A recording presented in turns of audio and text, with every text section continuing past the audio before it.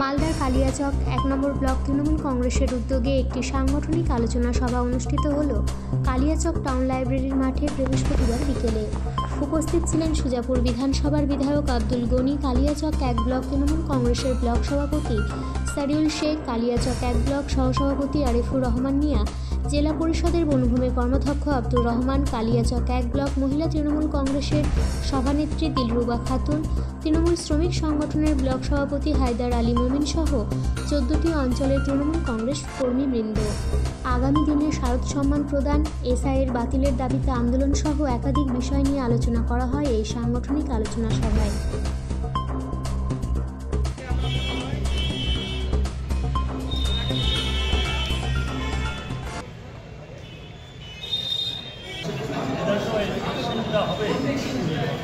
এখানে যেন যোগ্য ভোটাররা একজনও বাদ না খায়। এসআইয়ের করে যে সমস্ত ওরা 2002 থেকে 2025 সেদিকে আমাদেরকে ঝাঁপিয়ে পড়তে হবে। এই নিয়ে আলোচনা হয়েছে। ভিডিওকে রেভলিউশন দিতে হবে, এটাও আলোচনা হয়েছে।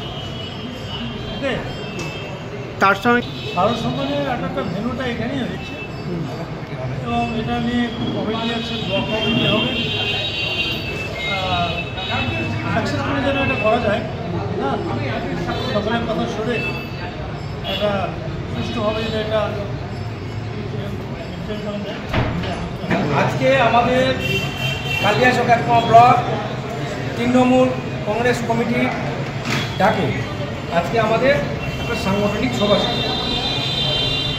সেই সভাতে আমরা ব্লক কমিটির সদস্য, অঞ্চল সভাপতি, প্রধান পঞ্চায়েত সমিতি সদস্য সকল, তারপরে আপনার জেলা পরিষদ এবং জেলা কমিটির সদস্য, তাদেরকে নিয়ে আজকে আমাদের এবং সমস্ত সাংগঠনিক নিয়ে আজকে আমাদের একটা সাংগঠনিক আলোচনা হলো সেটা। এবং আজকে উপস্থিত ছিলেন আমাদের সুজাপুরের বিধায়ক জাস্টিস আব্দুল গনি সাহেব।